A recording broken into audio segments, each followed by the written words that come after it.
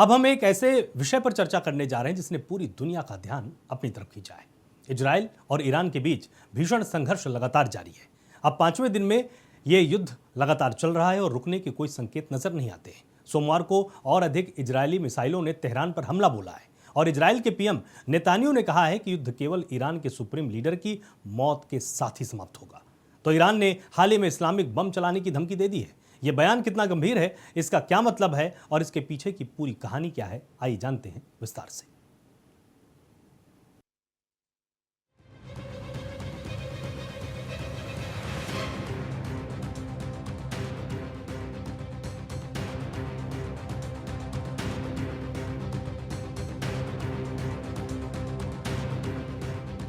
Iran और पश्चिमी देशों, विशेषकर संयुक्त राज्य अमेरिका के बीच दशकों से तनाव रहा है।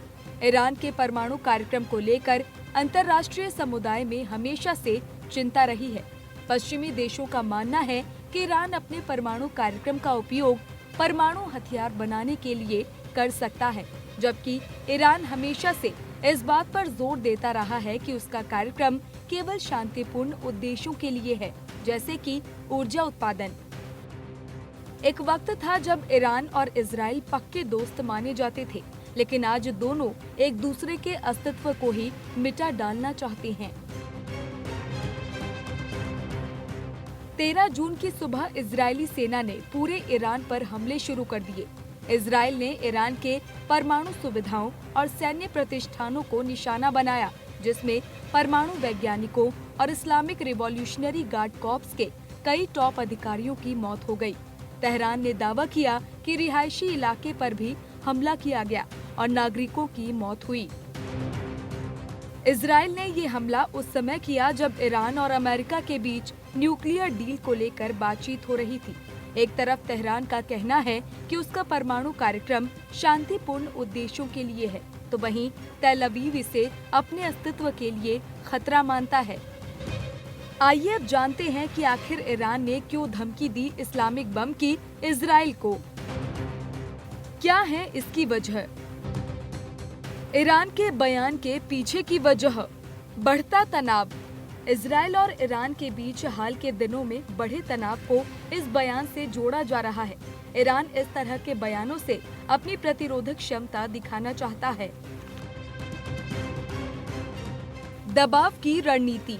ईरान पश्चिमी देशों पर लगे प्रतिबंधों को हटाने और अपने परमाणु कार्यक्रम पर लगाम लगाने के लिए बातचीत में बेहतर स्थिति हासिल करने के लिए भी ऐसे बयान दे सकता है। ये एक प्रकार की दबाव की रणनीति हो सकती है। घरेलू राजनीति।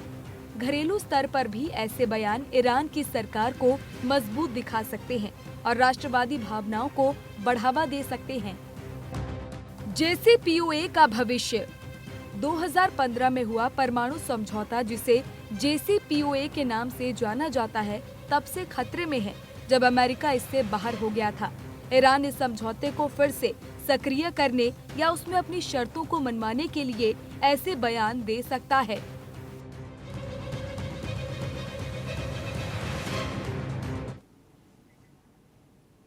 ईरान ने अतीत में भी इसी तरह के कड़े बयान दिए हैं। ये पहली बार नहीं है जब ईरान ने अपनी परमाणु क्षमताओं को लेकर अप्रत्यक्ष या प्रत्यक्ष रूप से धमकी दी हो।